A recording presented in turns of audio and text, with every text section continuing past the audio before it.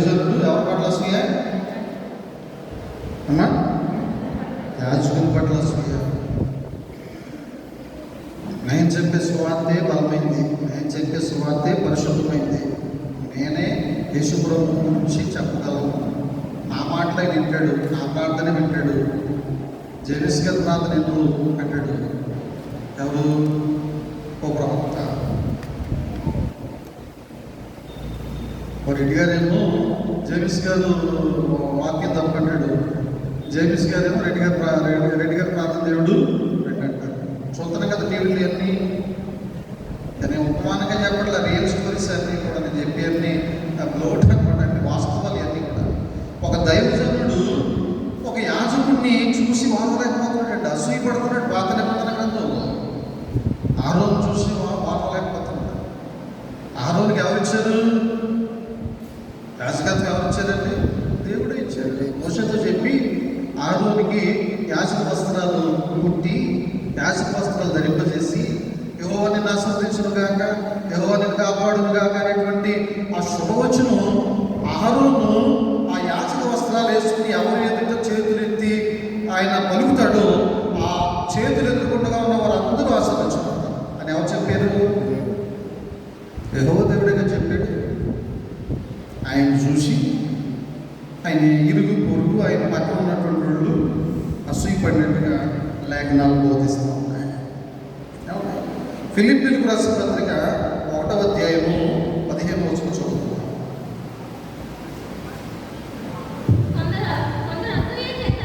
కొందరు అసూయ చేతను, మరికొందరు మంచి బుద్ధి చేతను క్రీస్తును ప్రకటించుచున్నారు. ఏమ్మా సభలో చదివిన మాట విన్నారు అందరూ? నా మాటలు అనుకుంటారు, నా మాటలు ఏం కావు.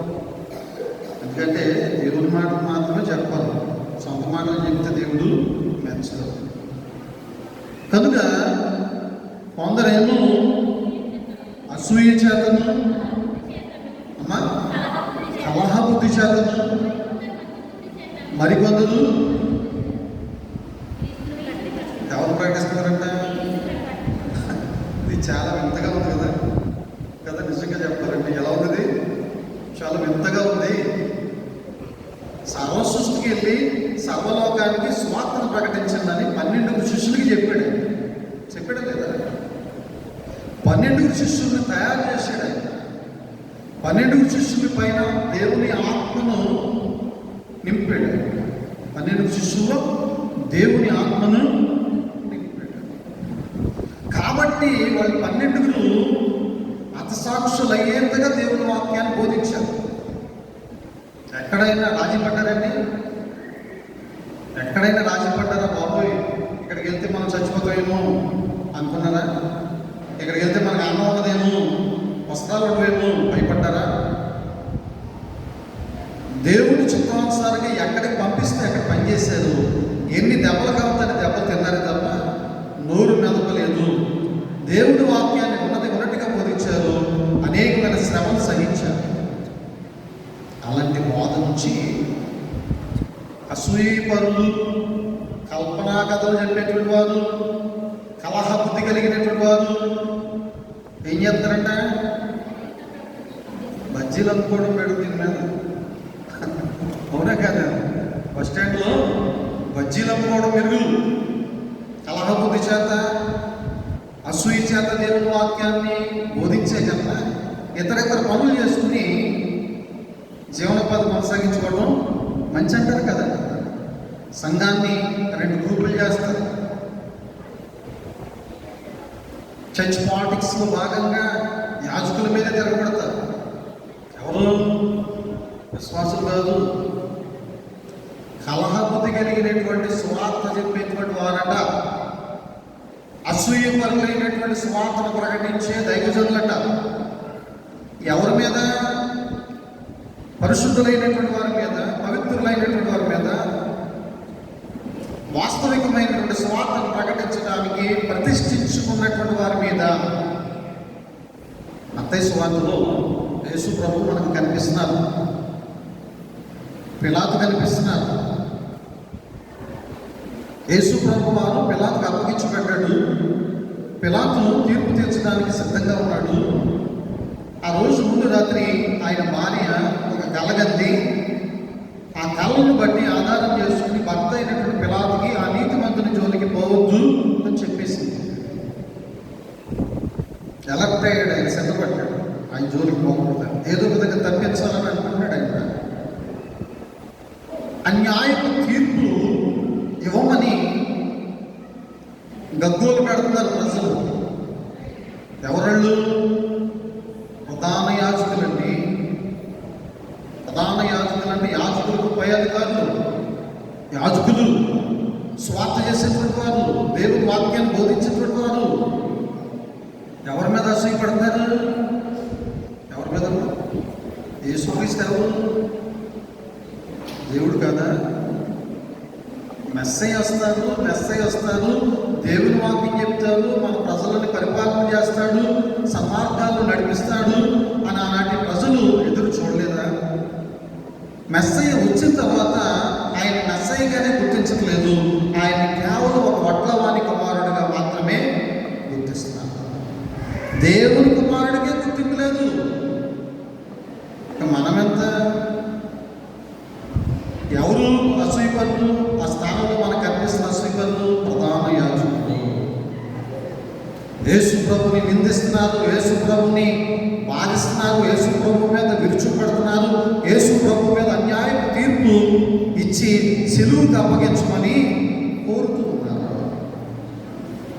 ఏదో విధంగా తప్పించాలనుకున్నాడు పిలాతు. కుదురుతుందండి. ఎన్నో సెక్షన్లు ఉపయోగిస్తున్నాడు, కుదరట్లా. క్రితంలో నాకు ఏ పాపం కనిపించట్లేదు, ఎందుకయ్యా మీరు ఎంతగా బాధపట్టేస్తున్నారు? ఆయన్ని ఏముందైనా, ఏం చేసాడు, ఏ పాపం చేసాడు, ఆయన ఏం తప్పు చేసాడు, ఏం చేసాడు అసలు ఆయనలో నాకు ఏ పాపం కనిపించట్లేదు. నీతిమంతుడైన ఆ నీతిమంతుని జోలికి పోకూడదు అనేటువంటి ఆలోచన మనసులో పెట్టుకుని ఆయన వ్యవహారం చేస్తున్నాడు. గమనించండి ప్రభునందు ప్రియమైనటువంటి, ఆ విధంగా ఉన్నటువంటి పిలాతు ఒక విషయాన్ని గ్రహించి వీళ్ళు అలాగా విడిచిపెట్టేటట్టు లేరు, ఏదో ఒకటి చేసి తప్పించాలని చివరి ప్రయత్నం చేస్తున్నాడు. మత్తయి 27:18 చదవండి ఒకసారి. ఏలయనగా వారు అసూయ చేత ఆయన అప్పగించని ఎరిగి ఉండెను. అతడు కూర్చుంటున్నప్పుడు అతని భార్య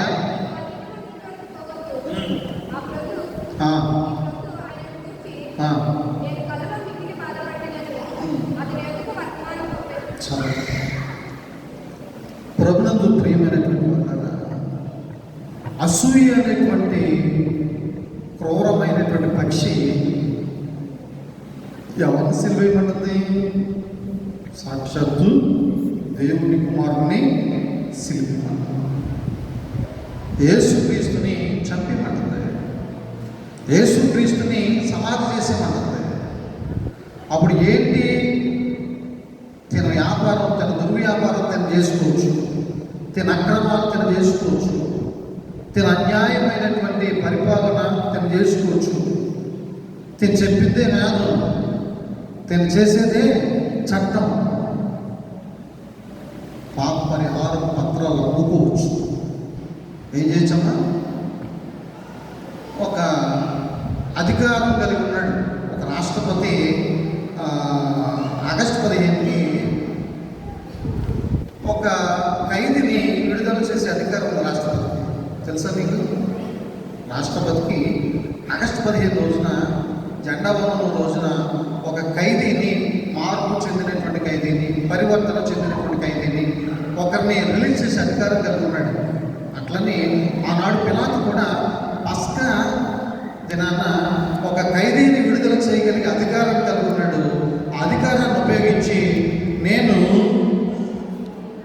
కూనీగోలు, దోపిడీ దొంగ, ప్రభుత్వాలను తిరగరాష్ట్రానికి శాసనం చేసి ప్రభుత్వానికి వ్యతిరేకంగా జీవించే బరబ్బాను విడుదల చేయనా, ఈ నీతిమంతుడైనటువంటి యేసు ప్రభుని విడుదల చేయనా అని ఆప్షన్ పెట్టాడు.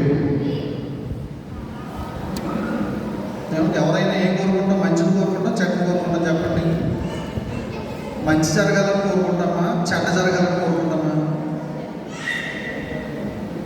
మంచి జరగాలనుకుంటాం కదా. మంచుడు కదా బరబ్బా. దారి నీళ్ళు వాళ్ళందరినీ కదిపి మరి కొడతాడు. దారంటే వెళ్ళి వాడు దోసుకుంటాడు, బంగారం కూడా దోసుకుంటాడు, డబ్బులు కూడా దోసేసుకుంటాడు. స్వేచ్ఛగా ప్రయాణాలు చేయడానికి ఉండదు, జీవించడానికి ఉండదు. ఎప్పుడు ఎవరింటికి వస్తాడో తెలియదు. అర్ధరాత్రి గడ నక్సలైట్లలో వచ్చి తన కుటుంబాన్ని అందరినీ కూడా అరించి వేస్తాడు, దోపుడుతో సొమ్మంతా దోచుకెళ్ళిపోతాడు. అలాంటి విడుదల చేయన ఈ నీతిమంతుడు మీ జోకురాడు, మీ కొరకు ప్రార్థన చేస్తాడు, మిమ్మల్ని బాగు చేస్తాడు, మిమ్మల్ని స్వస్థపరుస్తాడు. అంతకుమించి మిమ్మల్ని ఆయన బాధ పెట్టేదేమి. వీళ్ళిద్దరు ఎవరు కావాలి? ఏమన్నారంటే వాళ్ళు బరబ్బాని విడుదల చేయండి, యేసుని సిలువ వేయండి. మంచిది ఎప్పుడు స్వీకరిస్తామండి? మంచిది అలా గ్రహిస్తామా? అలా గ్రహించకుండా చేసేది ఎవరు అనంటే మన హృదయంలో పొంచి ఉన్నటువంటి అసూయ. కేవలం అసూయ మూలంగా యేసు ప్రభువును సిలువ వేయడానికి, యేసు ప్రభువును సిలువకు అప్పగించడానికి అనేకులు అందులో పాత్రులయ్యారు. వాళ్ళు ఏం చేశారు తెలుసా? శాపాన్ని కొని తెచ్చుకున్నారు. పిలాతేమో చేతులు కడిగేసుకుంటాడు, ఈ అపరాధము మా మీద కానీ మా పిల్లల మీద కానీ ఉండకూడదును గాక ఆ చేతులు కడిగేసుకున్నాడు. వీళ్ళందరూ ఏమన్నారు? ఆ అపరాధము మా మీద మా పిల్లల మీద ఉండును గాక, మాకేం పర్లేదు, కానీ యేసును సిలువ వేయండి.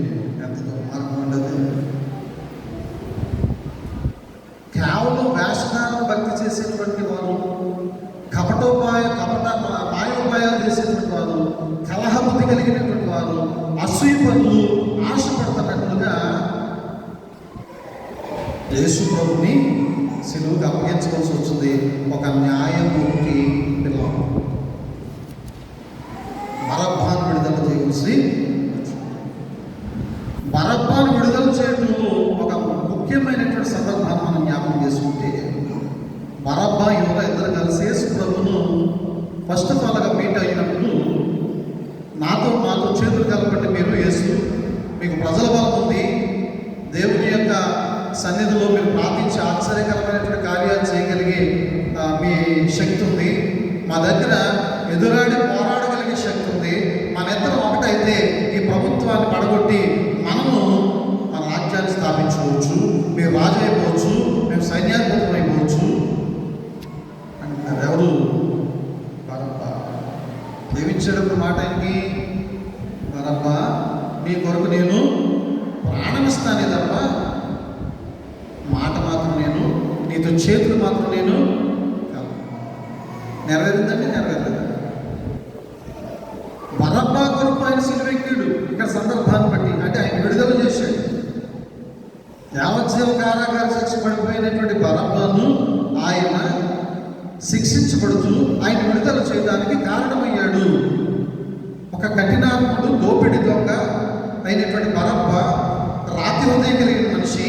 అతని హృదయం చలించి వేసి జైల్లోంచి బయటికి పంపించేస్తూ ఉంటే, ఎవరి వల్ల పంపిస్తున్నారంటే యేసు వల్ల అన్నప్పుడు, ఒకప్పుడు ఆయన నీ కొరకు నా ప్రాణం పెడతానని చెప్పాడు కదా, నన్ను విడుదల చేయడానికి ఆయన సిలువెక్కుతున్నాడా అని పరుగు పరుగున సిలువ వద్దకు ఆయన వెళ్ళడం. తన మారు మనసు పొందాడు. దైవ చిత్తానుసారమైన దుఃఖము రక్షణార్థమైన మారు మనసును కలగజేసిందని కలగజేయలేదు.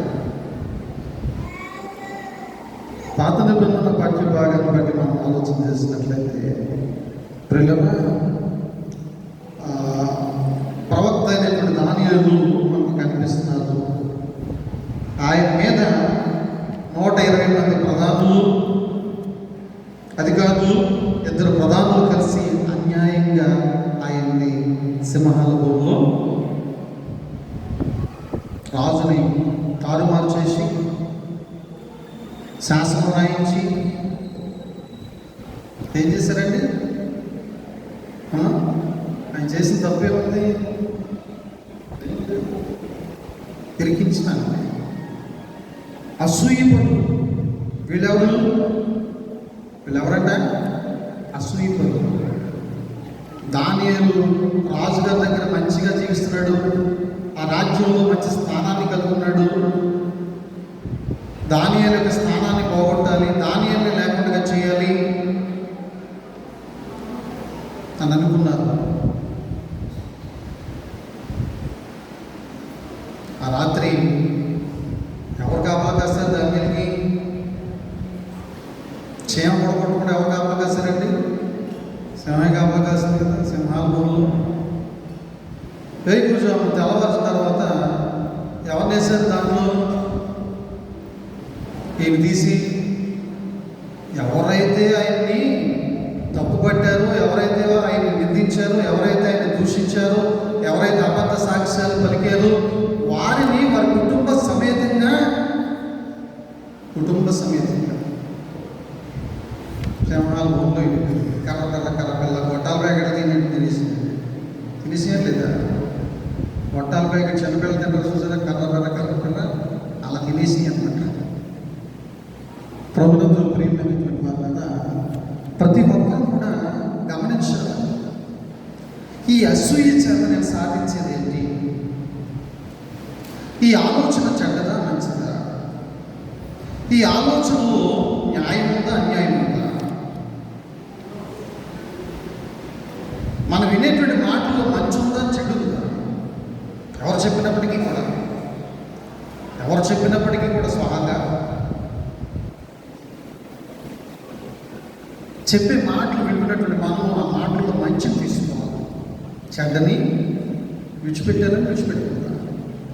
కానీ రివర్స్గా చెడ్డని తీసుకుంటున్నాం, మంచిని విడిచిపెట్టేస్తున్నాం. దానియేలు విషయంలో అదే జరిగింది.